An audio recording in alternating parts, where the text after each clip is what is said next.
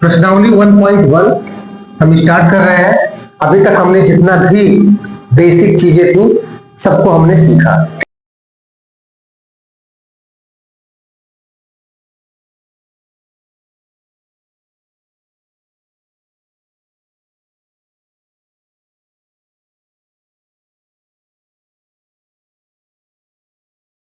रहा है कि निम्नलिखित संख्याओं को अभाज्य गुणनखंडों के गुणनफल के रूप में व्यक्त कीजिए। इसका मतलब जो भी अंक देगा, जो भी आपको नंबर दिया जाएगा, उन्हीं नंबर को केवल अभाज्य गुणनखंडों के रूप में ही व्यक्त करनी है।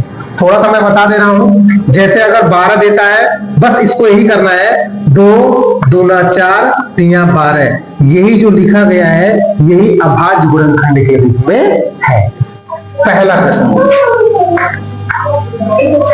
140 दिया हुआ है। देखिए, अब 140 को हम अभाज्य गुणनखंडों के रूप में व्यक्त कर रहे हैं, कैसे होगा तो इसे लिख सकते हैं। देखिए कैसे, यहां आप लिखेंगे 140 दिया हुआ है, इस तरीके से आप करेंगे, 2 से करेंगे, 2 सते 14, यानी किसी भी संख्या को 2 से काटने पर वो आधी हो जाती है, हाफ हो जाता है। तो 2 से जब काटेंगे तो ये 70 हो जाएगा, और 2 से काटेंगे तो 35 हो जाएगा। फिर ये देखिए 5 3 8, यानी 3 से नहीं कटेगा, तो 3 से नहीं कटेगा तो 5 से कटेगा, तो 5 से 5 सते 35, फिर 7 से 7 कट जाएगा। इसका मतलब जहां 140 है उसी की जगह पे यही हम लिख देंगे। तो 140 की जगह पे मैं लिख सकता हूं 2 गुणे 2 गुणे 5 गुणे 7, यानी इसे भी लिखा जा सकता है 2 पे पावर कितना, 2 गुणे 5 गुणे 7, यही इसका आंसर है। यही अभाज्य गुणनखंडों के रूप में व्यक्त होता है। आगे दूसरा प्रश्न क्या है, 156 है। फिर से 156 अगर दिया हुआ है तो 156 को जैसे आप ऐसे किए हैं इसी तरीके से 156 वाला भी आपको करना है, यानी 156 लिखना है। देखिए ये सम संख्या है, इसका मतलब 2 से कटेगा, तो 2 से मैं काट रहा हूं, तो 2 सत्ते 14, यहाँ 1 बचा, 2 अठे 16, फिर यहाँ 8 सम संख्या 2 से कटेगा, 2 से 2 3 आए 6, 2 9 18, फिर देखिए 9 3 12, 3 से डिवाइड होता है, इसका मतलब अगला संख्या 3 से डिवाइड होगा। मैंने 2 से क्यों नहीं काटा, क्योंकि यहाँ विषम संख्या है, अब विषम संख्या 2 से नहीं करता, इसलिए हमने किससे डिवाइड किया है, 3 से। 3 एकम में 3, 3 3 का 9, अब ये 13 आ गया, 13 एक अभाज्य संख्या, इसका मतलब ये खुद डिवाइड होगी 13 से।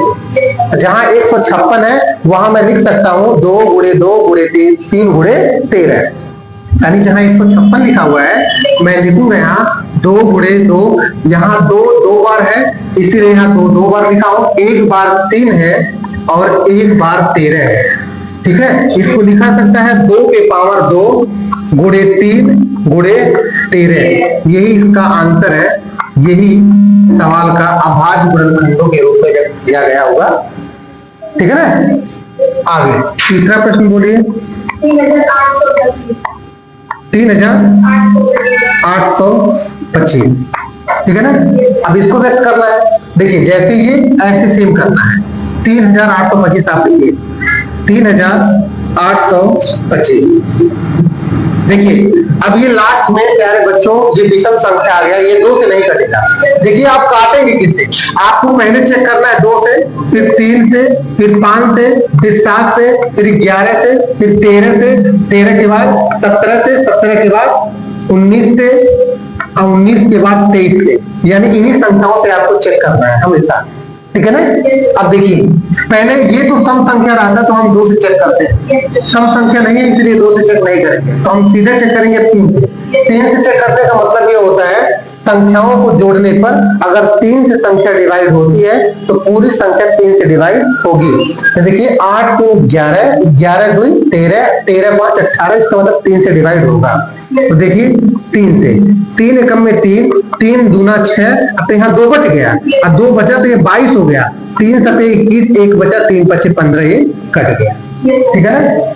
अब देखिए फिर विषम संख्या आ गया, अब देख रहे हैं क्या यह भी 3 से डिवाइड होगा कि 3 के बाद मैं 5 वाला ट्राई करूं, तो पहले 3 वाला हम चेक करेंगे। तो देखिए 1 और 2 3, अब 3 और 7 10, और 10 5 15, 3 से डिवाइड होगा, 3 से डिवाइड होगा, 3 चौक के 12, अब 3 दूना 6, यहाँ 1 बचा यानी ये 15 हो गया, अब 3 बचे 15, ठीक है ना। अब देखिए फिर विषम संख्या आ गया, इसका मतलब या तो ये 3 से कटेगा, नहीं तो हम ट्राई करेंगे 5 से। अब 3 का नियम तो आप जान चुके हैं कि जोड़ने पर जो संख्या 3 से डिवाइड होती है, पूरी संख्या 3 से डिवाइड होती है। तो देखिए 4 2 6 और 6 5 11, 11 3 से डिवाइड नहीं होती है, इसका मतलब अब हम 3 से डिवाइड नहीं करेंगे, अब हम 5 से ट्राई करेंगे। 5 से संख्या तब डिवाइड होती है प्यारे बच्चों, जब लास्ट में 5 आ जाए या 0 आ जाए, ये सब बात बताई गई है। अब देखिए आगे, इसका मतलब ये नंबर 5 से डिवाइड होगा। अब 5 से डिवाइड होगा तो 5 8 40, यहाँ 2 बचा, 5 बचे 25, ठीक है ना। अब देखिए ध्यान रहे, अगर आप यहाँ 5 से नियम से अगर आप काट रहे हो तो 5 से कटने के बाद कभी भी अब 3 से नहीं कटेगा, कभी भी अब 2 से नहीं कटेगा, अब कटेगा तो आगे वाले अंक से कटेगा, अगर आप नियम से लगा रहे हो तब। देखिए अब ये आ गया 5, 5 आ गया तो 5 से कटने की संभावना है, लास्ट में 5 आया है। अब देखिए 5 से काटेंगे तो 5 एकम में 5, अब यहाँ 3 बचा तो यहाँ लग जाएगा तो 35 हो जाएगा, तो 5 सत्ते 35। चूंकि प्यारे बच्चों 17 एक प्राइम नंबर है, इसलिए 17 खुद डिवाइड होगी। 23 एक प्राइम नंबर है, इसलिए खुद डिवाइड होगी। 13 आएगा, 13 एक प्राइम नंबर है, खुद डिवाइड होगी। इसका मतलब ये सब जो नंबर है ये खुद डिवाइड होते हैं, इनको कोई संख्या काट नहीं सकती है। अगर सोचो यहाँ 97 आ जाएगा तो उसे सीधे 97 से काटेंगे, कोई संख्या पैदा न हो वो काट सकता है। कोई भी संख्या पैदा नहीं हुई है जो 97 को काट सकती है। क्यों? क्योंकि अभाज्य संख्या एक और खुद से ही डिवाइड होती है, एक का कोई मतलब नहीं है। आगे 17 आ गया, अब 17 को डिवाइड करेंगे 17 से।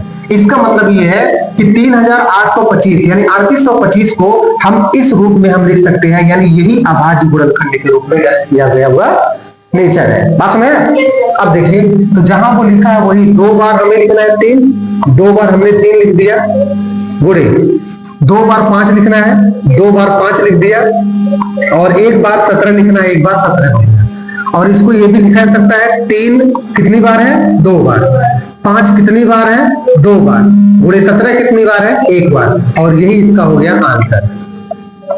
हमने 3825 को अभाज्य गुणनखंडों के रूप में व्यक्त कर दिया। ठीक है, अगला सवाल चौथा।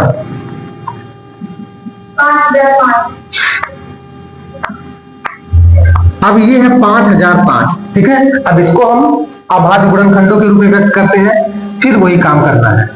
जहां ये लिखेंगे, यहां 5005 लिखेंगे, फिर इसको काटा पीटी मचाएंगे।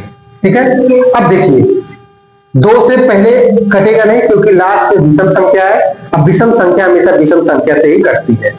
अब हम 3 से ट्राई करेंगे, 3 से ट्राई करेंगे, इसका मतलब जोड़ने पर 3 से डिवाइड होना चाहिए।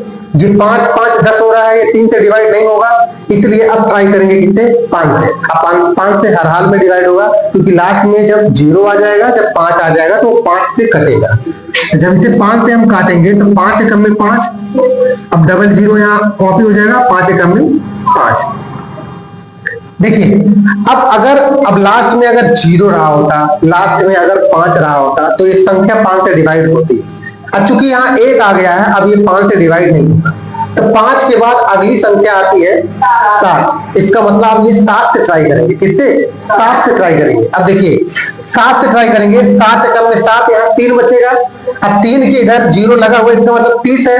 7 चौके 28, फिर कितना बचेगा, 2, इसका मतलब यहाँ 2 लग जाएगा, हो जाएगा 21, 7 21। इसका मतलब ये नंबर 7 से डिवाइड होगा। तो 7 से इसको हम अब काटेंगे, 7 एकम में 7 प्यारे बच्चों, ये डबल डिजिट, तो यहाँ बचा 3, अब 3 यहाँ लग जाएगा, हो जाएगा 30 हो जाएगा। ऐसे सोचना है, तो ये 30 हो जाएगा। अब 30, 7 चौके 28, अब यहाँ बचा 2 लग गया यहाँ, तो हो गया 21। अब 7 3 21, ठीक है ना। अब देखिए 7 3 21 हो गया। अब इसे फिर 7 से ट्राई कर रहे हैं, 7 दूना 14, लेकिन नहीं कटेगा। अब 7 से अगर नहीं कटेगा तो ट्राई करेंगे किससे, 11 से। किससे, 7 के बाद 11 ना आता है, तो इसका मतलब अगली संख्या हम ट्राई करेंगे 11 से। 11 कम में 11, यहाँ 3 बचा, अब हो गया 33, 11 3 33। अब 13 एक अभाज्य संख्या है, ये खुद कटेगी, इसका मतलब यहाँ लिख देंगे 13, ये हो गया 1। अब जो ये 5005 था, इसे अभाज्य गुणनखंड के रूप में अगर व्यक्त करना है तो इसे इसी फॉर्म में लिखना पड़ेगा। तो चलिए 5005 अगर है तो यहां लिख देंगे 5 गुणे 7 गुणे 11 गुणे 13। ठीक है, यही इसका आंसर है। उम्मीद है आपको समझ में आया। ठीक है ना, और सवाल है इसमें? हाँ बोलो। 7,419।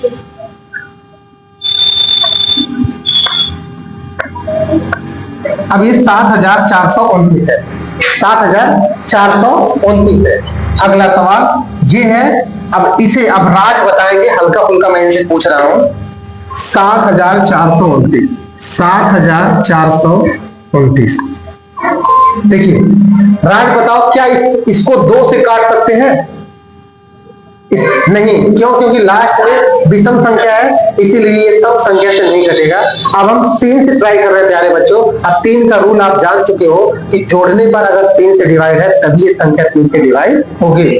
तो ये 9 2 11 4 15 15 7 22 22 3 से डिवाइड नहीं है, इसका मतलब ये 3 से कटेगा नहीं। अब ट्राई करेंगे 5 से।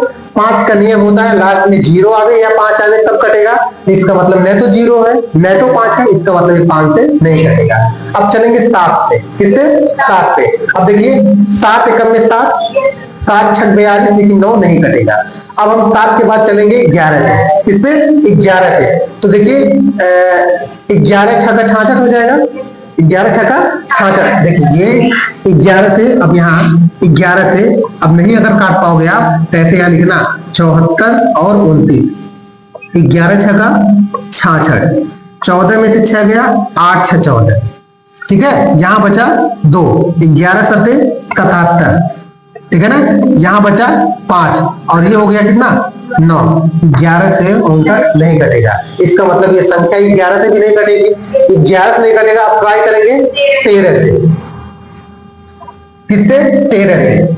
इसका मतलब अब इसे ट्राई करेंगे हम किससे? 13 से। देखो 13 से। अब 13 चौक के 52, 13 5 65, 13 6 का 13 5 65, 13 5 65। अब बताओ यहाँ 4 है और यहाँ 5 है, घटेगा नहीं। 14 में से 5 गया 9, ये 6 में से 6 गया 0, कुछ नहीं बचा। अब ये 2, ठीक है ना, 13 7 91, तो यहां बचा 1, अभी हो गया 19। डिवाइड हुआ नहीं, इसका मतलब ये 13 से भी डिवाइड नहीं हुआ। आगे चलते हैं, 13 के बाद अब किससे ट्राई करना है? गजब। किससे? 17 से। ठीक है ना, अब 17 चौक के 68, 17 5 85, 4 बच जाएगा, 17 चौक के 68 जाएगा। अब बताओ 14 में से 8 गया 6, अच्छा में 6 गया, कुछ नहीं। अब ये 2, ठीक है ना। अब बताओ 17 तिया 51, 17 तिया 51, 2 में से 1 गया 1 और इसमें गया कितना? 1, अभी कितना? तो 17 7 119, कटा कि नहीं कटा? आप बताओ, अगर हम हार मान लिए होते कि 2 से नहीं कटेगा, 3 से नहीं कटेगा, 4 से नहीं कटेगा, तो हम इसे छोड़ देते। इसका मतलब रसगुल्ला जब तक तोड़ेंगे नहीं तब तक छोड़ेंगे नहीं। ठीक है ना, तो ये है कि इसको हम काटेंगे इसे 17 से। ठीक है, और 17 से जब काटते हैं तो बचता है क्या? 4 3 और 7। ठीक है, क्या मिलेगा? 4 3 7। अब देखते हैं 4 3 7 किससे कटेगा। अब ये किससे कटेगा? अब ये नंबर आ गया। अब सबसे पहले इसे 17 से ट्राई करेंगे, क्योंकि 17 से कटा हुआ है, संभावना बढ़ रही है 17 से कट सकता है। अब देखिए राज, यहां लिखना है 17, 17 दूनी 34। अब 13 में से 4 गया 9, ये 3 में से 3 गया, कुछ नहीं। अब यहां बचा 7। अब 13 7 91, 13 से 17 से नहीं कटेगा, 17 से नहीं कटेगा। क्यों? क्योंकि 17 दूनी 34, 17 3 51, 17 चौको 68, 17 25 85, 17 छक्का 102। तो इसका मतलब कहां आ रहा है इसके टेबल में? इसका मतलब 17 से नहीं कटेगा। अब 17 से अगर नहीं कटे तो इससे काटेंगे 19 से। तो 19 से रसगुल्ला काटने वाले हैं, अब मुझे दिख गया 19 से कट जाएगा। ठीक है ना, 437 है। तो 19 दूना 38, हो गया ना।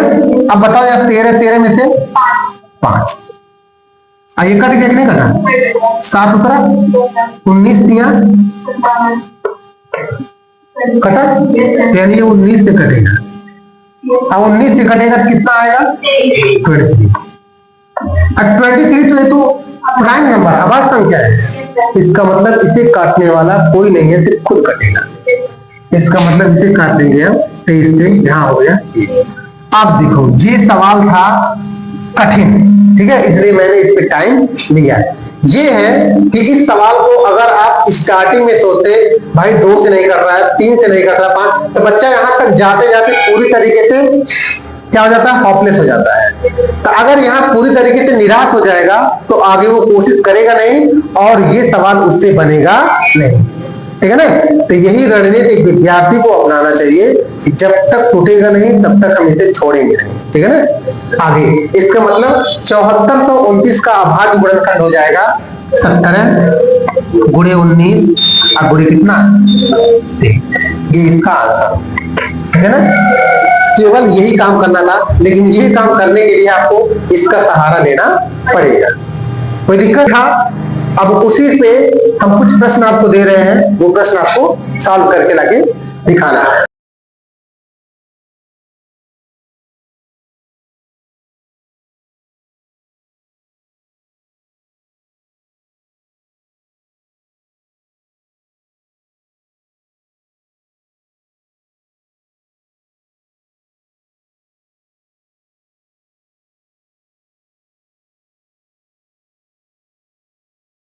ठीक है, इन्हीं को अभाज्य गुणनखंडों के रूप में व्यक्त करना है, ठीक है। और जो वीडियो देखेंगे उनको कमेंट बॉक्स में इसका आंसर देना।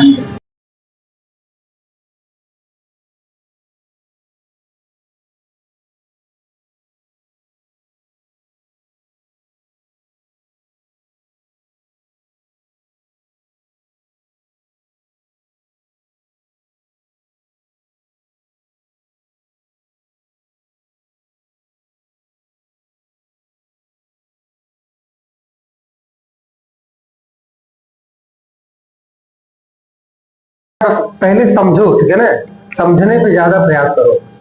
लिखा है पूर्णांकों के निम्नलिखित युग्मों के एचसीएफ और एलसीएम ज्ञात कीजिए तथा इसकी जांच कीजिए कि दो संख्याओं का गुणनफल बराबर एचसीएफ इंटू एलसीएम होता है, ठीक है ना। तो ये कहीं ना कहीं जो आप देख पा रहे हो ये एक फार्मूला है। क्या है? फार्मूला है कि लैसे गुणे मैसे बराबर दोनों संख्याओं का गुणनफल। संख्या अगर 2 है तो पहली संख्या गुणे दूसरी संख्या।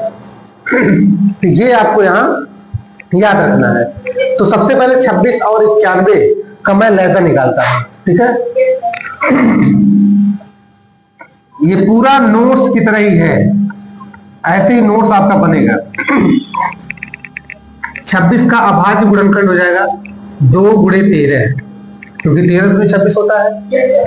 और ये 91 का अगर हम अभाज्य गुणनखंड करते हैं तो 7 गुणे 13, 7 गुणे 13। अब लैसे मुझे निकालना है,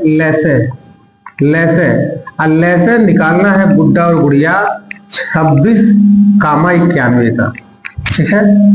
इसका लैसे आ जाएगा इन दोनों में से, देखो इन दो, पहले यहां 2 है इसमें 2 नहीं है, तो लैसा मतलब होता है जो दोनों में हो और जिसकी पावर सबसे अधिक हो उसे लिखते हैं, और जो भी बचा हुआ नंबर होता है उसको भी लिखते हैं। तो इन दोनों में देख रहे हैं 13 कॉमन है तो 13 हो गया, ठीक है ना। अब बच रहा है 2 और 7, यहाँ 2 और 7 यहाँ लिख दे रहे हैं, कोई दिक्कत नहीं। अब यही इसका लैसा हो जाएगा। क्या हो जाएगा? लैसा। अब देखो 13 सते 91, 13 सते 91, इसमें गुणा करना है किससे? 2 से, तो 2 एकम में 2 और 2 नवा 18, यानी इसका लैसा जो हो जाएगा वो कितना? 182 हो जाएगा। ये इसका लैसा कितना है? 182 है, ठीक है ना। अब मुझे इन्हीं दोनों नंबर का मैसा निकालना है, यानी मुझे मैसा निकालना है 26 कामा 91 का, ठीक है ना। अब देखो मैसा क्या होता है? जो संख्या दी रहती है उसी संख्या का अभाज्य गुणनखंड करने के बाद जो दोनों में कॉमन होता है और जिसकी घात सबसे कम होती है वही लिखा जाता है। तो देखिए 2 यहां है, 2 यहां नहीं है, तो 2 नहीं लेंगे। 7 यहां है, 7 ऊपर नहीं है, 7 नहीं लेंगे। लेकिन 13 ऊपर है, 13 नीचे है, इसका मतलब इसमें दोनों में कम से कम 13 कॉमन है। तो देखिए पावर यहाँ 1 है, पावर यहाँ 1 है, दोनों जगह बराबर है ना, इसलिए दोनों में से किसी को कॉपी कर देंगे, लिख सकते हैं। यानी हम सीधे यहां ले देंगे 13, यानी इन दोनों संख्याओं का मैसेज क्या आ गया, 13 आ गया। ठीक है, और दोनों संख्या मुझे पता है। अब देखिए दो संख्या क्या है, तो दो संख्या है, हाँ 2 संख्या है। यहां ऐसे आप लिख देना दिया है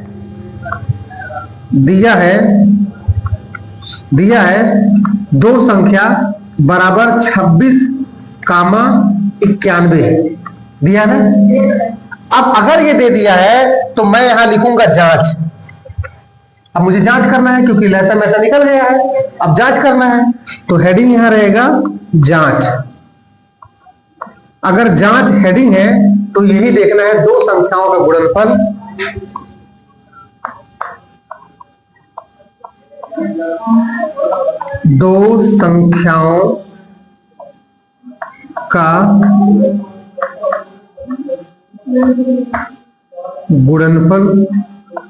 बराबर HCF इंटू LCM। बस में ये बराबर होना चाहिए।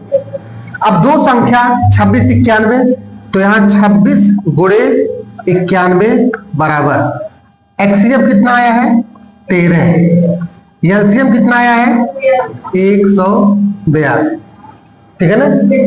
अब 26 का गुणा करेंगे 91 में, अब 13 का गुणा करेंगे 182। ठीक है, तो देखिए कहां गुणा करेंगे, यहां देखिए 26 गुणे करना है 91, ठीक है ना। और उसके बाद 182 गुणे करना है किसमें 13 में।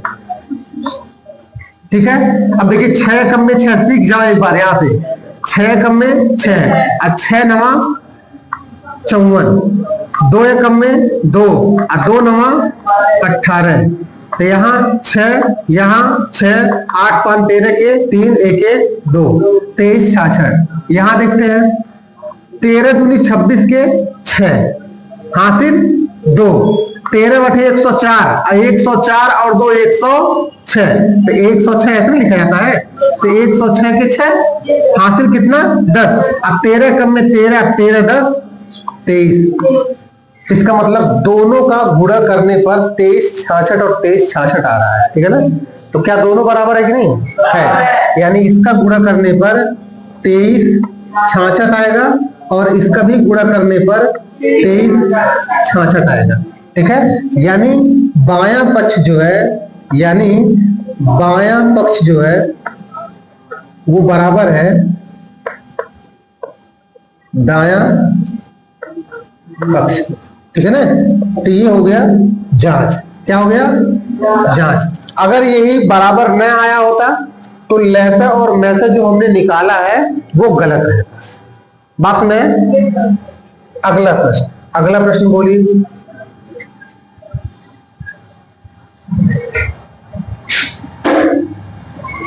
अगला प्रश्न बोलिए।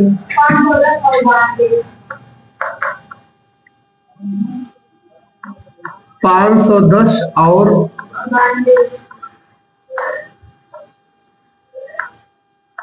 92। ठीक है ना, 510 और 92। अब देखिए सबसे पहले 510 का हम अभाज्य गुणनखंड करेंगे।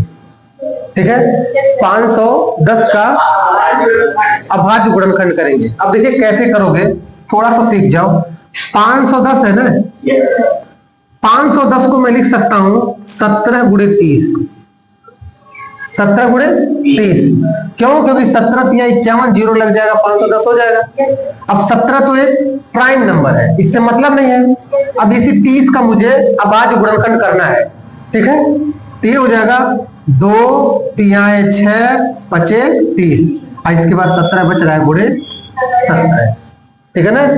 तो ये हो गया 17, यानी किसका, 510 का। तो ये हो गया 2 गुणे 3 गुणे 5 गुणे 17, कोई दिक्कत नहीं। अब ये 92 है, क्या है, 92 है, 92 है। तो 92 किस टेबल में आता है 23 चौक के 92 होता है। क्या होता है, 23 चौक के 92 होता है, ठीक है ना। तो देखो 4 3 12 के 2, 4 दूना 8 1 9, 23 चौक के 92। तो मुझे ये लिखना है 2 गुणे 2 गुणे 23, बस में, यानी दिए गए नंबर का हमने अभाज्य गुणनखंड कर दिया। अब मुझे लैसे निकालना है, अब मुझे लैसे निकालना है।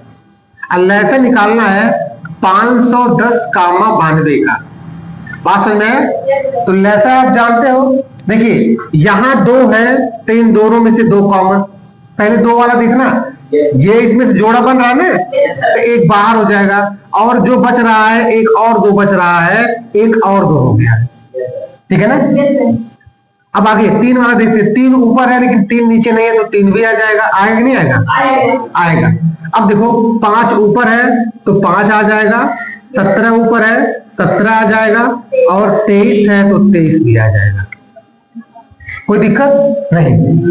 इसका जब आप गुणा करोगे, इसका जब आप गुणा करोगे तो वही मिलेगा आपको लैसा। क्या मिलेगा, लैसा मिलेगा। गुणा करके बताओ, कौन बताएगा, गुणा करके बताओ, गुणा करके बताओ। देखिए 2 दूना 4, 3 12 25 60, तो यहां हो गया 60, 60 गुणे 17 गुणे 23, ठीक है ना। अब देखिए 17 छक्का 102, 0 छोड़ा था, ये हो गया। अब गुणे करना है कितना, 23, ठीक है ना। अब देखिए 23 सुनाए शून्य, ठीक है ना। 23 दूना 46, 46 के 6 हासिल 4, 23 सुनाए शून्य और ये 4, अब 23 एकम में 23, ठीक है ना। तो ये इसका लैसा हो गया 23,460, यानी 23,460 इसका क्या हो गया, लैसा हो गया। बस में 23,460 इसका लैसा हो गया। अब हम इसी का मैसा निकालने वाले हैं, समझ में आ रहा है ना। अब इसी का हम मैसा निकालने वाले हैं, तो मैसा निकालने वाला हूं मैं मैसे 510 कामा 92 का। अब ध्यान देना इधर, इन दोनों में 2 कॉमन है, तो 2 मिल गया यहां, और कुछ कॉमन है नहीं है, इसका मतलब इसका मैसा हो जाएगा 2। अब मुझे प्रूफ करना है क्या, कि 2 संख्याओं का गुणनफल बराबर हो जाए HCF इंटू LCM। तो वही मैं लिख रहा हूं, तो यहां मैं लिखूंगा जांच, लिखूंगा जांच, और लिखने के बाद यहां लिख रहा हूं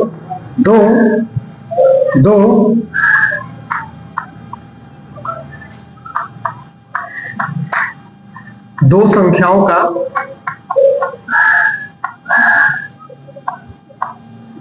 गुणनफल बराबर होता है HCF इंटू LCM। तो 2 संख्या क्या है, दोनों संख्या है 510 है और गुणे है 92 बराबर, इसका HCF कितना है 2 और LCM कितना है 23,460। अब देखो इसका गुणा करना है, तो गुणा इधर देखना, मुझे सिर्फ 51 और 92 का गुणा करना है। 92 गुणे 51, ठीक है। तो ये 1 2 2 1 9 9, यानी 5 दूना 10 के 0, 5 9 45 से 46, ठीक है ना। देखो 1 2 2 1 9 9, 5 दूना 10 के 0, 5 9 45 से 46, ये 2 हो गया, ये 9 हो गया, ये 6 हो गया, ये 4 हो गया, ठीक है ना। अब ये लास्ट में हमने 0 छोड़ा था, 0 कॉपी कर देंगे, तो ये हो गया 46,920 बराबर। अब इसका गुणा इसमें करना है, तो देखना 2 पहले तो शून्य आ जाएगा, 2 छक 12 के 2 हो जाएगा, और 2 चौक के 8 1 9 हो जाएगा, और 2 3 6 हो जाएगा, और 2 दूना 4 हो जाएगा, 2 दूना 4 हो जाएगा। बिना विचारे जो करे सो पीछे पछताए, इसीलिए हमेशा सोच विचार के बोलो। आगे इसका मतलब ये है 46,920 यहां भी और 46,920 यहां भी, तो हम नीचे लिख देंगे कि लेफ्ट हैंड साइड इक्वल है राइट हैंड साइड के, ठीक है ना। अब ये अगर बराबर आ गया तो ये आंसर सही है। अब आगे चलते हैं अगला सवाल। अगला सवाल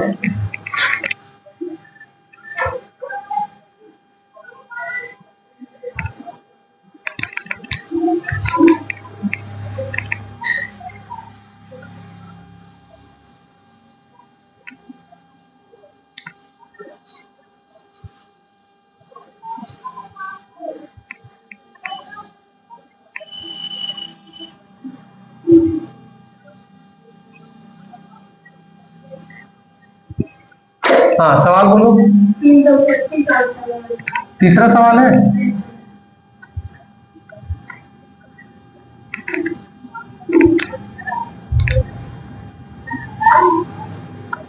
तीन सौ 36 और 54। अब देखिए सबसे पहले 336 और 54 का हम अभाज्य गुणनखंड करेंगे।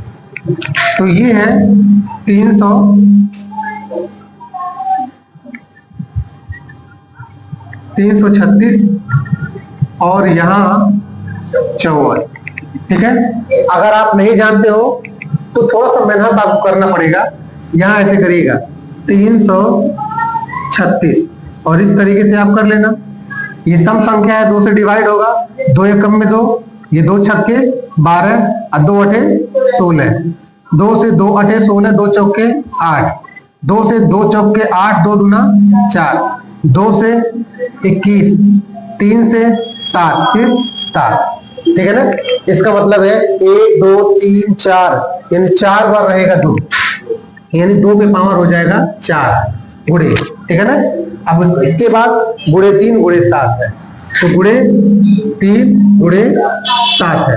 ध्यान देना पावर के फॉर्म में भी लिख सकते हैं, तो यहां देखना 2 पे पावर 2 लिख सकते हैं, और गुणे 23 जरूरत पड़ेगा तो यहां लिख देना 2 पे पावर 2 गुणे 23, ठीक है ना। इससे और छोटा हो जाता है, ठीक है, क्या हो जाता है, छोटा हो जाता है। अब ऊपर नहीं बन रहा है इसलिए ऊपर को एज इट इज वैसे ही लिखा है, कोई दिक्कत। या तो आप ऐसे लिखिए जब आपको लगाने आ जाएगा, या तो आप ऐसे लिखिए, या तो आप ऐसे लिखिए, ठीक है ना, दोनों। तो मैंने यहाँ 2 पावर 4 लिख दिया, और लिखना होता तो 2 गुणे 2 गुणे 2 गुणे 4 बार लिख देता। अब ये 54 है, ठीक है। अब 54 नहीं आ रहा है, फिर ऐसे लिखना 54, फिर यहां से 2 से 2 दूना 4, 2 सते 14, फिर 3 9 27, 3 से 3 तरीका 9, फिर 3 से 1, ठीक है। यानी हम यहां लिखेंगे 2 गुणे 3 पे पावर 3, हो गया ना। अब देखिए मुझे लहसन निकालना है, मुझे लहसन निकालना है 336 का और 54 का, ठीक है। अब ये लहसा क्या है, जो दोनों में हो अधिक घात हो, तो दोनों में 2 है लेकिन अधिक घात है 2 पे पावर 4, तो हम यहां लिख देंगे 2 पे पावर 4 गुणे, और जो बची हुई संख्या वो भी लिखा जाता है, लेकिन उससे पहले 3 यहाँ है 3 यहाँ है, इन दोनों में अधिक घात क्या है, 3 पे पावर 3, तो यहाँ लिखेंगे 3 पे पावर 3। अब बची हुई संख्या क्या है, 7 पे पावर 4 होता है 16, ये 3 पे पावर 3 होता है 27, 3 तरीका 9 3 27, और ये 7 लिखा हुआ है 7, ठीक है ना। अब देखो यानी इन्हीं का आपस में क्या करना है, गुणा करना है। अब गुणा करने के बाद जो बचेगा वही उसका क्या हो जाएगा, लहसन, क्या हो जाएगा, लहसन। तो देखो 16 गुणे 27, ठीक है ना। अब देखो 16 सते 112 ऐसे लिखा है ना, 112, ठीक है ना। तो 112 का हम लिखेंगे 2, कितना बचा 11, और 16 दूनी 32, 32 10 42 से 43, ठीक है ना। अब बच रहा है कितना, 7, तो 7 दूना 14 के 4 और 7 3 21, 21 से 22 और 7 चौक 28, 28 2 30, यानी 30 24 इसका लैसा हो जाएगा। 30 और 24 इसका लैसा हो जाएगा। क्या हो जाएगा, 30 24 इसका लैसा हो जाएगा। उम्मीद है समझ में आ रहा है। आगे अब इन्हीं दोनों का मुझे क्या निकालना है, मैसा, यानी मैसा निकालना है 3 3 6 कामा 54 का। ठीक है। अब देखो मैसा क्या होता है, जो दोनों में हो और सबसे कम पावर हो। तो 2 यहां भी है, 2 यहां भी है, पावर सबसे कम इसके पास है, घात सबसे कम इसके पास है, अतः यह लिखेंगे हम यहाँ 2 गुणे 3 इसके पास भी है, 3 इसके पास भी है, लेकिन कम घात ऊपर वाले के पास है, 1 है, इसीलिए यही वाला लिखेंगे। तो यहां लिख देंगे 3। ठीक है। अब देखो 7 इसके पास है, बट 7 इसके पास नहीं है, तो 7 नहीं लिखेंगे। तो यहां हो जाएगा 2 3 6 इसका मैथ है, कोई दिक्कत नहीं। तो यानी दो संख्याएं क्या है, तो दो संख्याएं क्या दिया है, हाँ 3 3 6 और कितना दिया है, 54 दिया है। ठीक है ना। अब मुझे ये वेरीफाई करना है, तो लिखेंगे जांच। अब दो संख्याओं का गुणनफल बराबर होता है एचसीएफ इंटू एलसीएम के। अब देखो दो संख्याएं क्या दिया है, तो दो संख्याएं दिया है 3 3 6 गुणे 54 बराबर, और उसके बाद एचसीएफ कितना दिया है 6, और एलसीएम कितना दिया है 30 और 24 दिया है ना। अब देखो इसका गुणा इसमें करेंगे, गुणा कहां करोगे, इधर देखो, यानी गुणा 3 3 6 3 3 6 और गुणा करना किसमें 54 का। ठीक है ना। अब देखो 6, देखो यहाँ 4 6 24 के 4, या 6 चौक 24 या 4 6 24 है की बात है। कितना बचा 2, 4 3 12 2 14 के 4 हासिल 1, 4 3 12 1 13, 5 6 30 के 0, एक लाइन छोड़ देते हैं, 5 6 30 के 0, 5 3 15 3 18 के 8, अब 5 3 15 15 1 16, अब ये हो जाएगा 4, ये हो जाएगा 4, 8 3 11 के 1, 6 1 7 1 8 और 1। ठीक है। 18 144, यानी इसका जब आप गुणा करोगे तो आपको मिलेगा क्या, 18 144 मिलेगा। बात सुनाया। अब इसका मल्टीप्लाई इसमें करेंगे, तो 6 का गुणा 4 में करेंगे, 6 चौक के 24 के 4 हासिल 2, और 6 दूना 12, 12 2 14 के 4 हासिल 1, और 6 सुनाए 0 तो बच जाएगा 1, और 6 3 कितना 18, तो 18 144 18 144। ठीक है ना। ये दोनों आ गया बराबर कि नहीं आ गया, आ गया। तो यहां लिख देंगे कि लेफ्ट हैंड साइड जो है वो बराबर आ गया है राइट हैंड साइड के। तो ये हो गया इसका आंसर। ठीक है ना, समझ में आ रहा है। आगे अगला सवाल बोलो।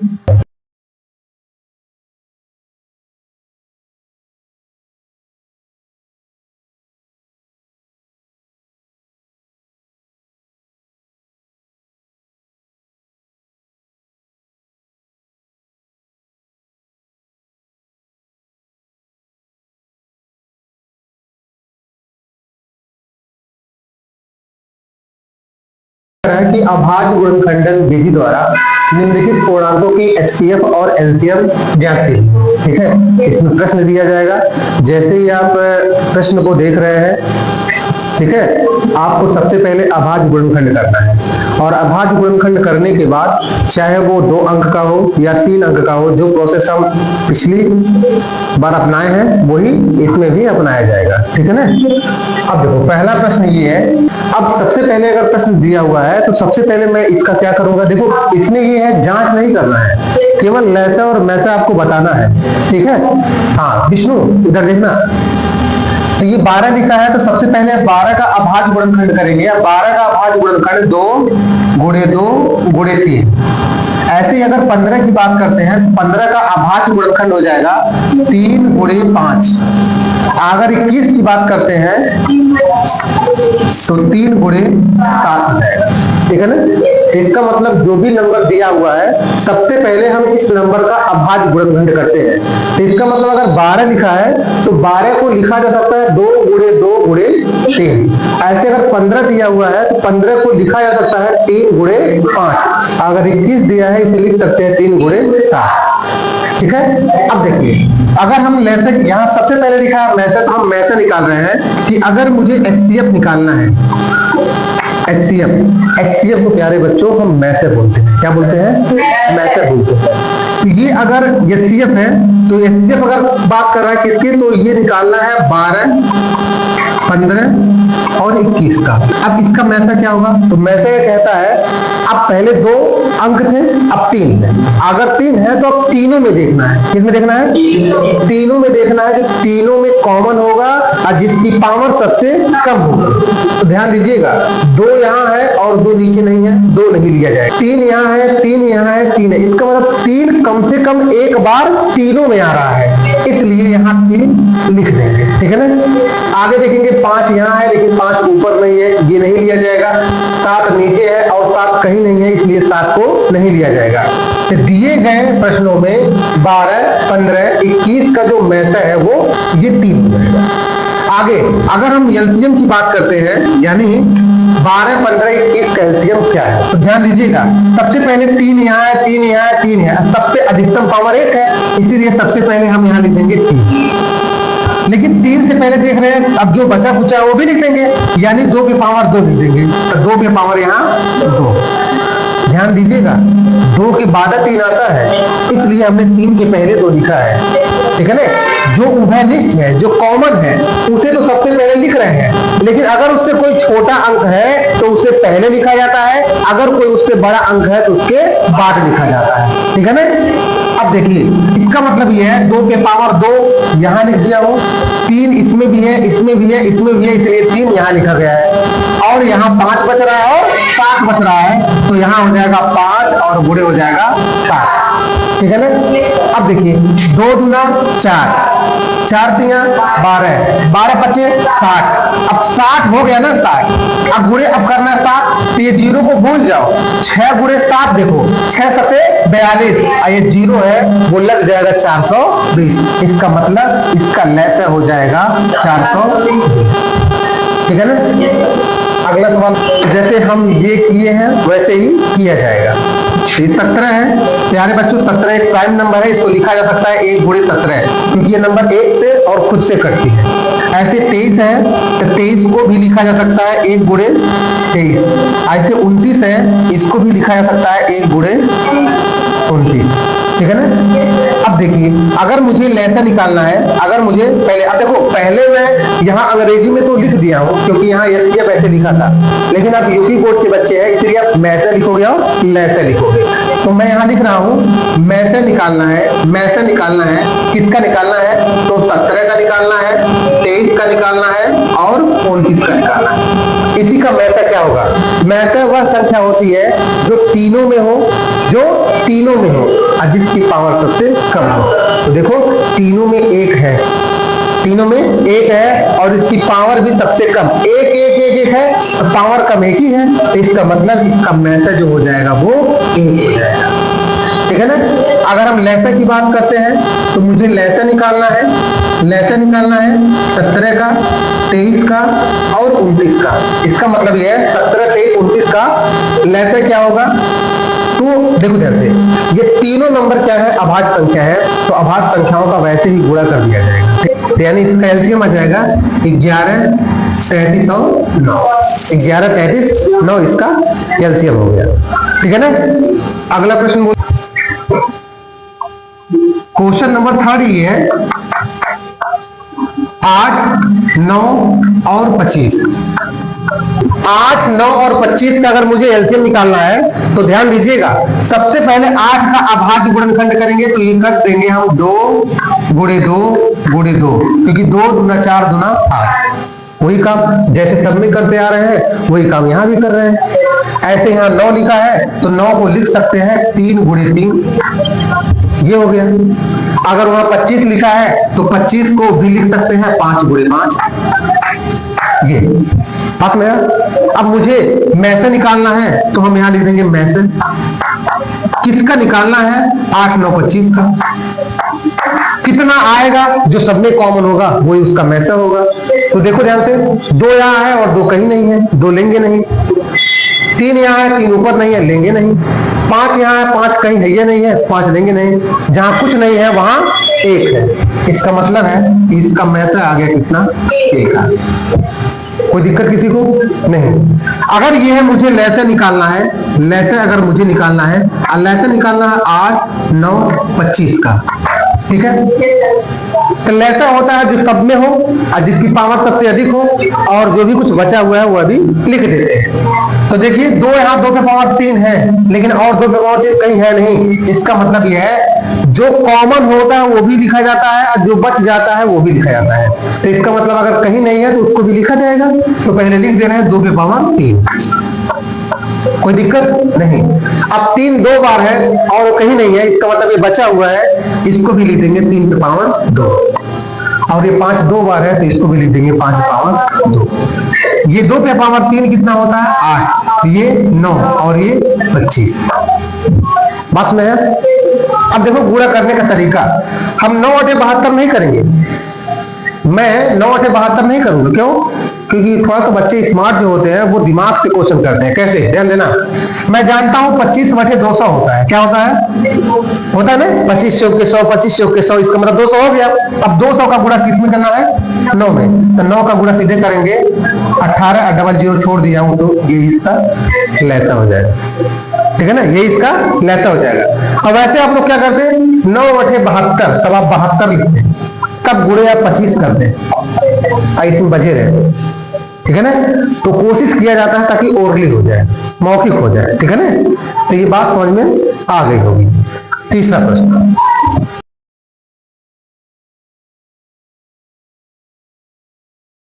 देखिए चौथा प्रश्न कह रहा है कि एचसीएफ 306 कामा 657 का है 9। इसका मतलब ये दो संख्याएं दी गई हैं और उन्हीं का लैसा है 9। यही 2 संख्याएं दी गई हैं, इसी का आपको लैसा ज्ञात करना है, ठीक है ना। अब बताइए, आपके पास एक फार्मूला है, लैसा गुणे मैसा बराबर पहली संख्या गुणे दूसरी संख्या। आपको याद है ना, याद होना चाहिए कि लैसा गुणे मैसा, लैसा गुणे मैसा बराबर पहली संख्या गुणे दूसरी संख्या। अब देखिए, अगर इसको हल करना है प्यारे बच्चों, अगर इसको हल करना है तो आप ध्यान दीजिएगा। आपको पता है मैसे, आपको पता है मैसे दिया है 9, ठीक है। आपको पता है पहली संख्या कितना है? 306 है। आपको पता है दूसरी संख्या, आपको पता है दूसरी संख्या है 657 है, 657, ठीक है ना। और आपको ज्ञात करना है लैसा आपको ज्ञात करना है।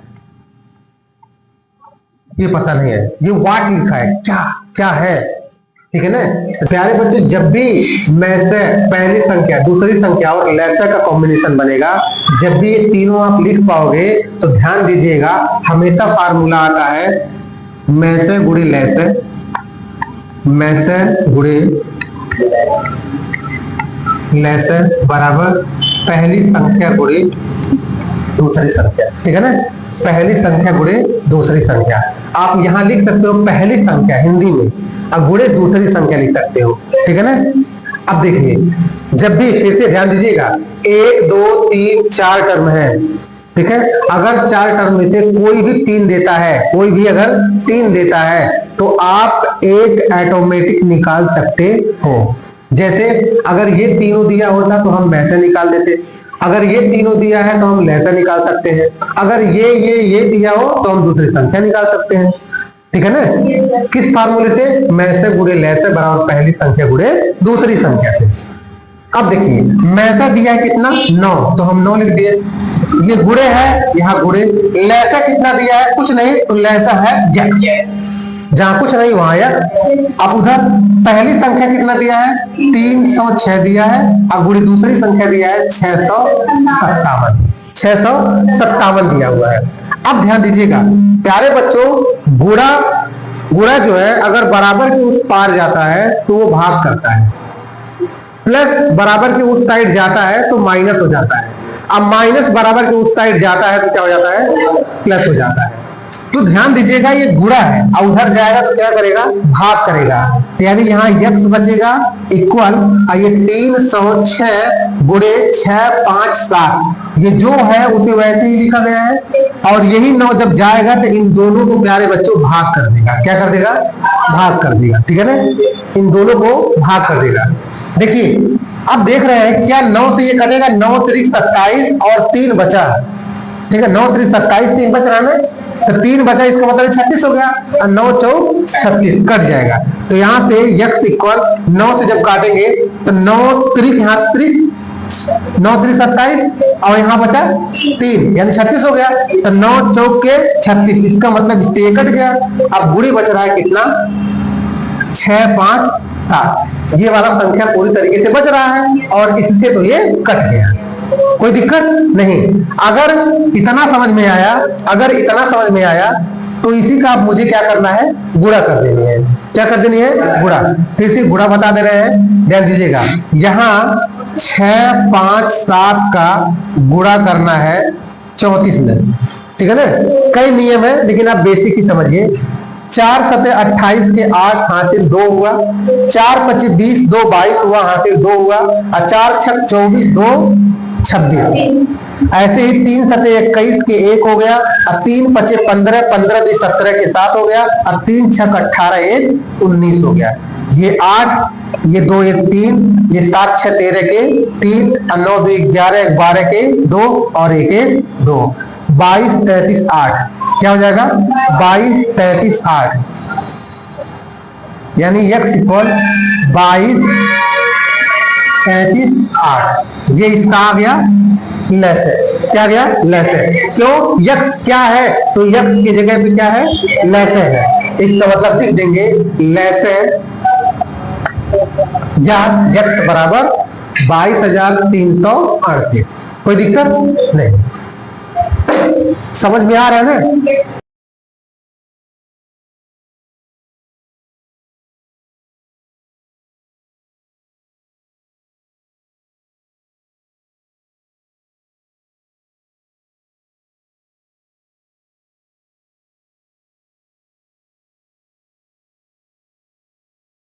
पांचवा सवाल कह रहा है कि जांच कीजिए कि क्या किसी प्राकृतिक संख्या n के लिए 6 पावर n अंक शून्य पर समाप्त हो सकता है। देखिए पहले समझा जाए कि ऐसे कौन कौन से नंबर है जो शून्य पे समाप्त होते हैं, ऐसे कौन कौन से नंबर है जो शून्य पे समाप्त होते हैं। अब किसी भी संख्या में शून्य पे समाप्त होने पर क्या क्या शर्तें होती हैं, उन शर्तों के बारे में सबसे पहले हम जानेंगे। अब देखिए 10 जो है 10 से स्टार्ट होता है जो शून्य पर समाप्त होता है, ठीक है ना। अगर 20 की बात करते हैं तो यह भी लास्ट में शून्य पे समाप्त होता है।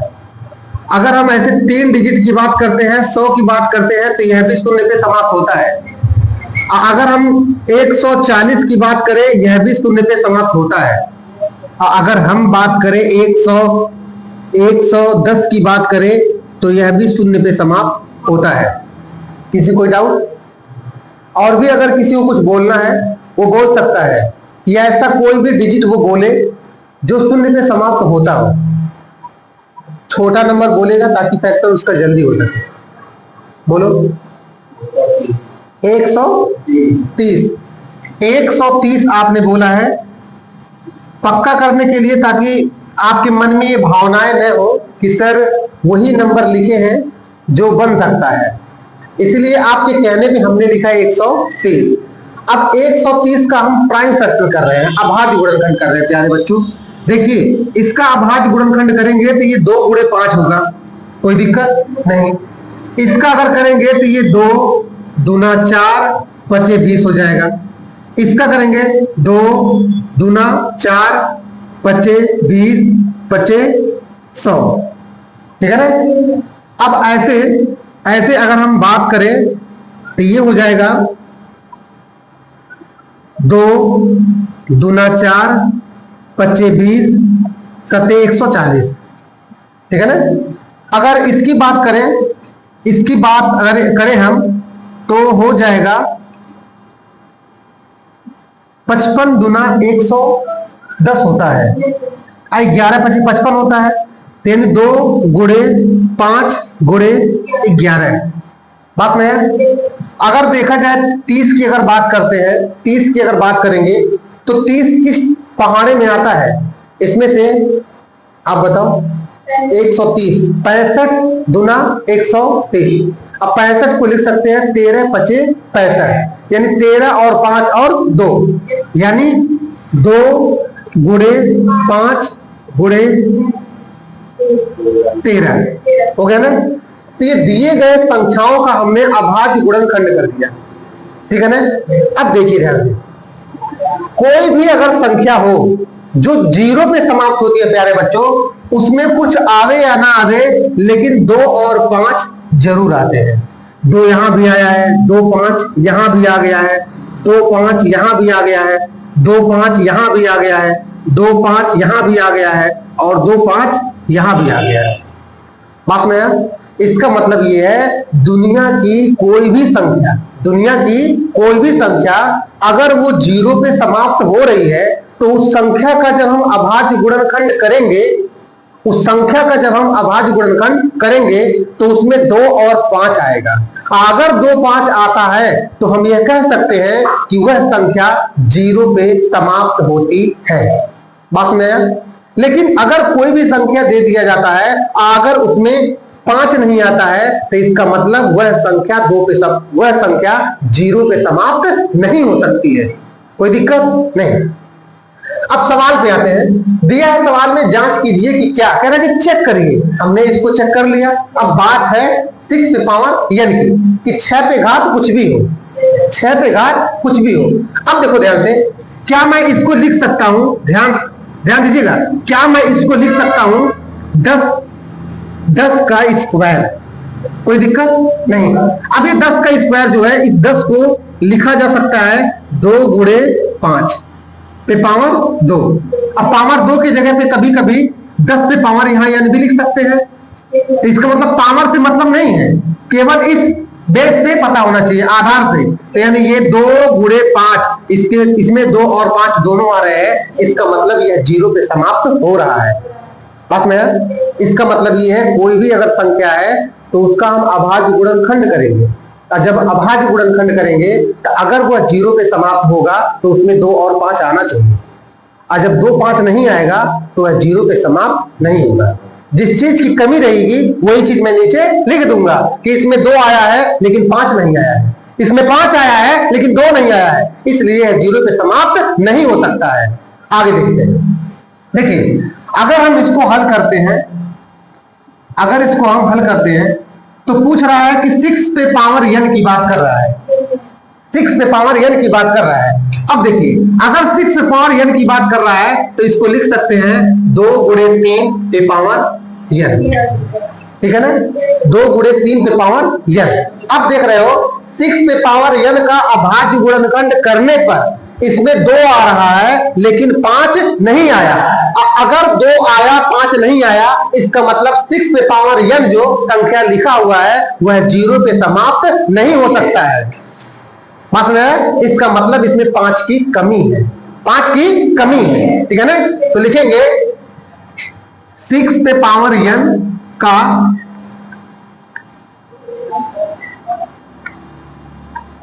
अभाज्य गुणनखंड, अभाज्य गुणनखंड करने पर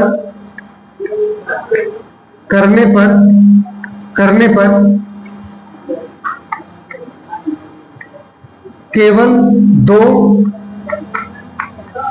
आता है, 5 नहीं। केवल 2 आता है, 5 नहीं। इसलिए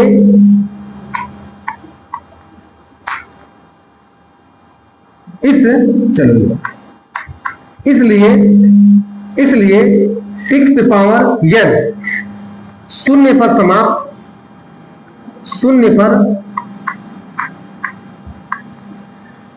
समाप्त नहीं होगा।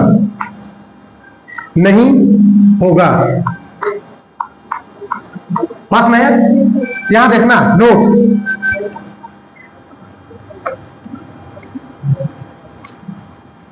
शून्य पर समाप्त होने के लिए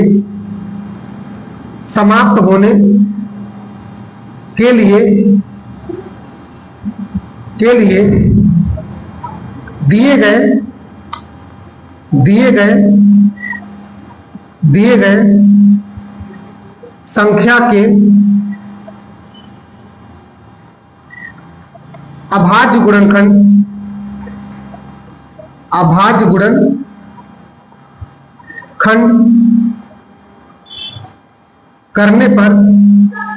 करने पर उसमें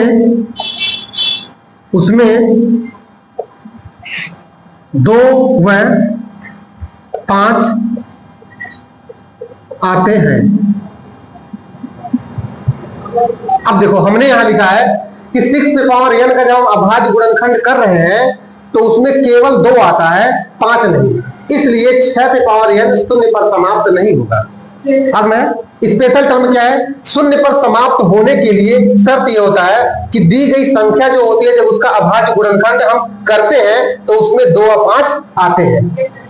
कुछ आवे या ना आवे उससे मतलब नहीं है, लेकिन 2 और 5 जरूर आना चाहिए, जैसे कि मैंने एग्जाम्पल के माध्यम से आपको यहां समझाया है। ठीक है ना? तो उम्मीद है ये सवाल आपको समझ में आ गया। अब आगे चलते हैं।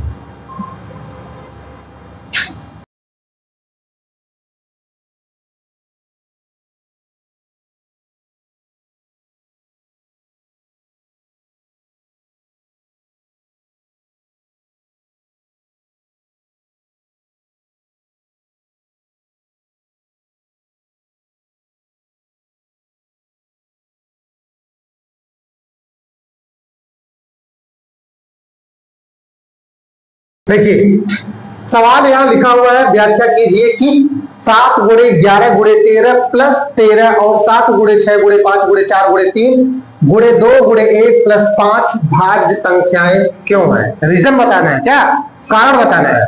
तो आइए सबसे पहले हम आपको भाज्य और अभाज्य संख्याओं के बारे में समझाते हैं। पहले समझिए, अगर हम यहाँ भाज्य संख्या की बात करते हैं तो इससे पहले मैं भाज्य संख्याओं के बारे में अपने पिछले वीडियो में डिस्कस कर चुका हूं कि भाज्य संख्याएं और अभाज्य संख्याएं क्या होती हैं। देखिए अगर भाज्य संख्या की बात करते हैं तो भाज्य संख्या 4, भाज्य संख्या 6, भाज्य संख्या 8, भाज्य संख्या 9, भाज्य संख्या 10, भाज्य संख्या 12, इस तरीके से ये सब भाज्य संख्याएं हैं। क्या है? भाज्य संख्याएं हैं।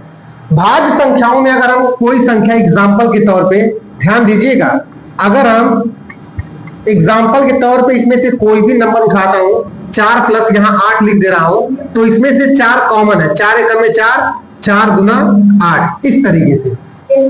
ठीक है ना?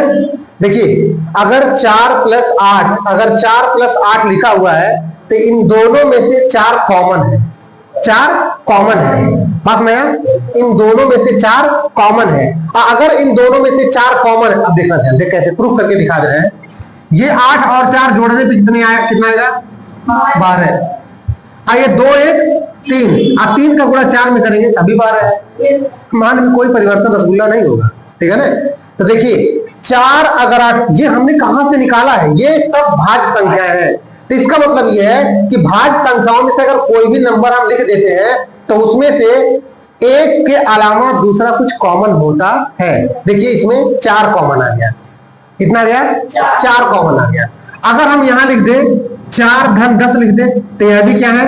भाज्य संख्या है। तो इसमें कितना कॉमन आ जाएगा? 2 आ जाएगा। क्या आ जाएगा? 2। तो हो जाएगा 2 धन 5।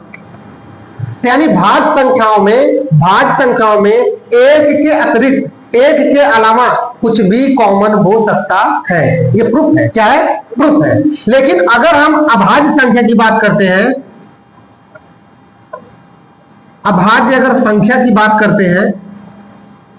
बात करते हैं तो अभाज्य संख्या है 2, 3, 5, 7, 11, 13, इस तरीके से डॉट डॉट डॉट। इसमें से कोई भी नंबर आप उठाओ, जैसे 2 और 5 को हमने 2 धन 5 लिख दिया, 2 धन 5 लिख दिया। और कुछ नंबर, कोई नंबर और बोलो। 11 और 13 हो गया।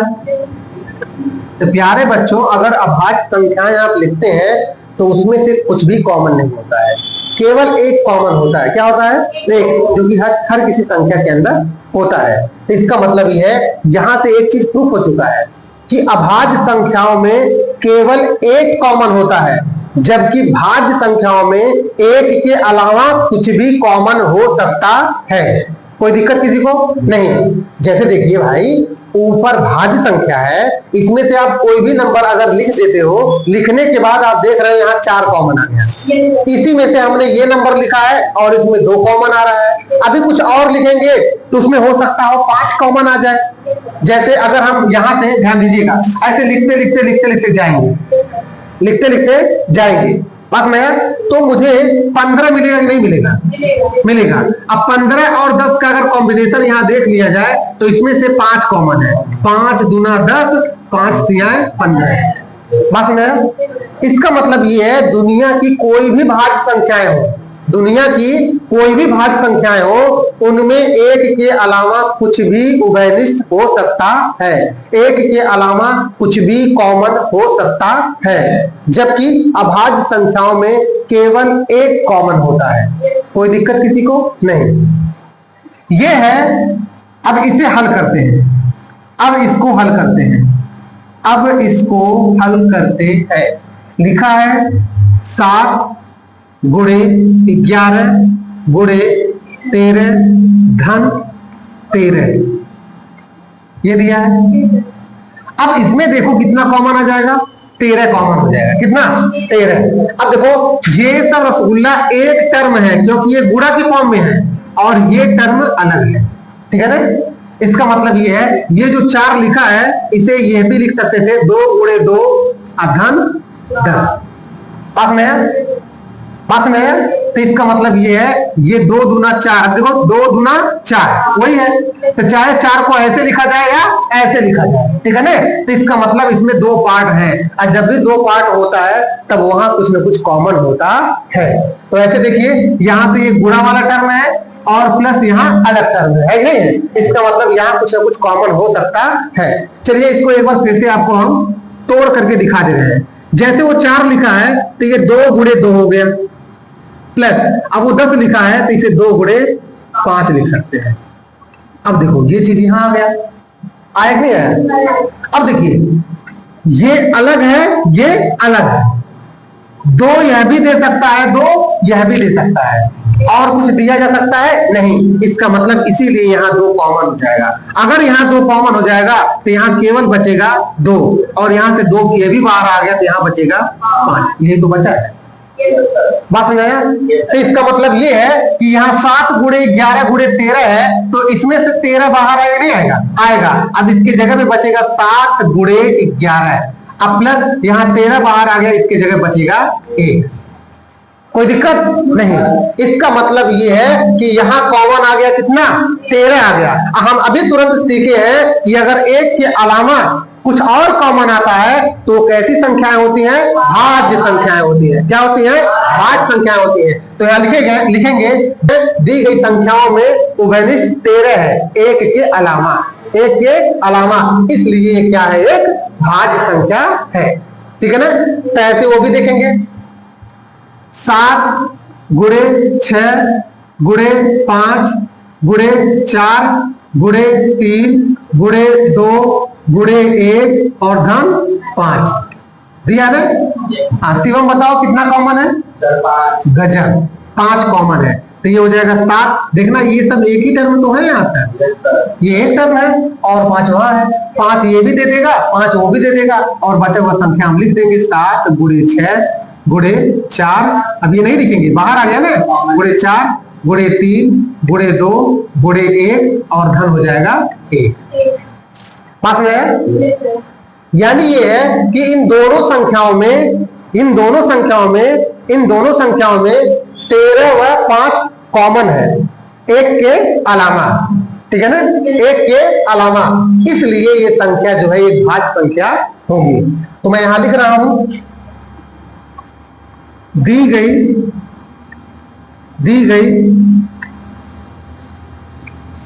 संख्या में 13 व 5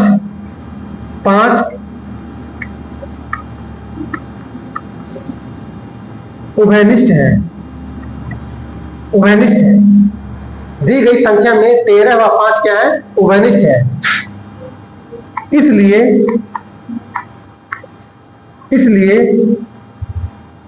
यह एक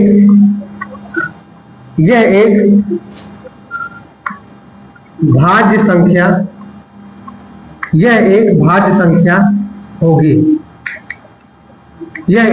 संख्या होगी। नोट,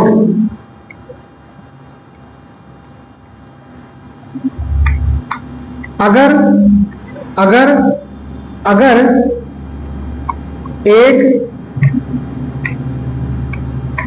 एक उभयनिष्ठ प्राप्त होता तो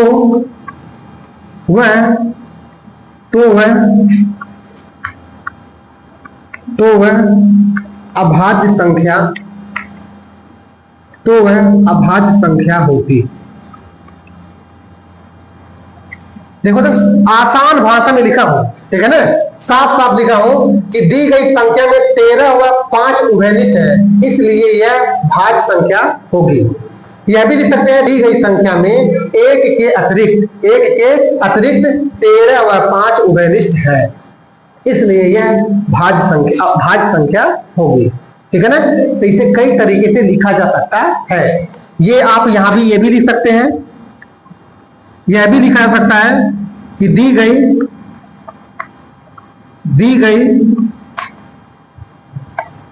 संख्या में एक के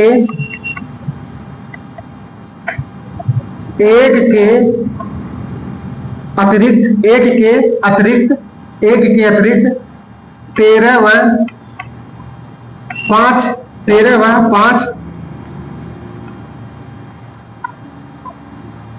13 व 5 उभयनिष्ठ है।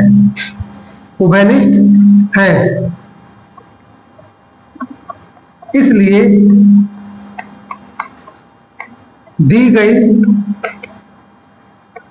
दी गई संख्या एक भाज्य संख्या है। तो इसका मतलब ये है कि आप ये भी लिख सकते हो, ये साफ साफ लिखा हुआ है, और यहां यह भी लिखा हुआ है, आप दोनों में से कोई भी लिख सकते हो। ठीक है ना। देखो, यहां अलग से मैं लिख दिया हूं और यहां एक भी लिख दिया हूं। ठीक है ना, कि मतलब दी गई जो संख्या है एक के अतिरिक्त, मतलब एक के अलावा कुछ दूसरा कॉमन है। अगर कुछ दूसरा कॉमन है तभी ये क्या हुआ है, भाज्य संख्या हुई।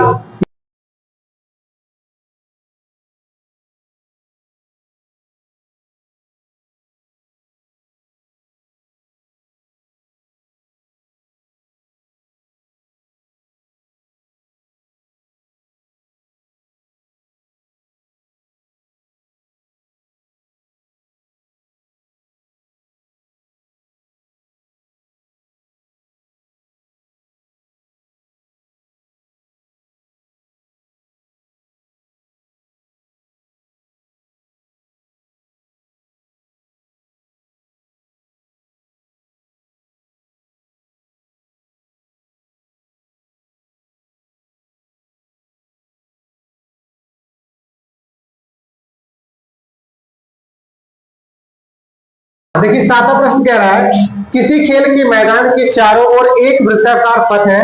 इस मैदान का एक चक्कर लगाने में सोनिया को 18 मिनट लगते हैं, जबकि इसी मैदान का एक चक्कर लगाने में रवि को 12 मिनट लगते हैं।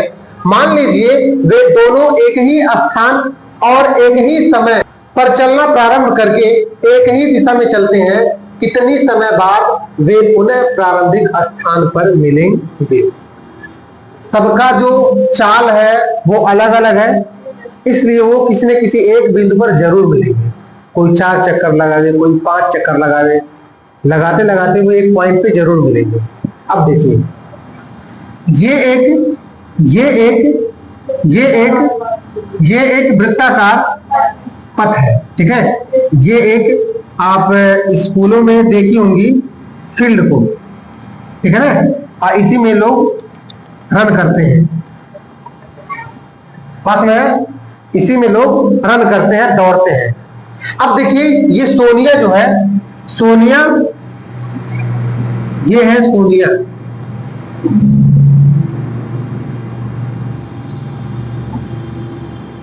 ठीक है ना, ये है सोनिया है, पास में इसके बाद यहां सोनिया है, ये दौड़ने के लिए तैयार है, और ये है रवि, ये है रवि। लड़कियां थोड़ा मोटी तगड़ी होती है और लड़के थोड़ा दुबला है। ये हो गया ना, सोनिया का बाल लगा दे ऐसे, सोनिया का बाल लग गया, ठीक है ना। अब देखिए ये है कि ये एक वृत्ताकार पथ है, और इसी वृत्ताकार पथ में सोनिया, ये है सोनिया, ये सोनिया है, और ये रवि भैया है, ठीक है ना। ये सोनिया और ये रवि है।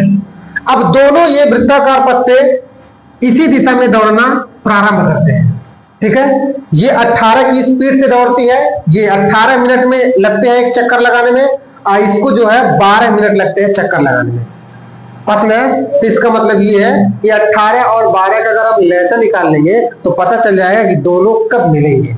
बस में 18-12 का अगर हम लहसा निकाल लेंगे तो पता चलेगा दोनों कब मिलते हैं। तो ये है 18 को 2 3 6 3 18, और ये 12 है, 12 है तो 2 दूना 4 3 12।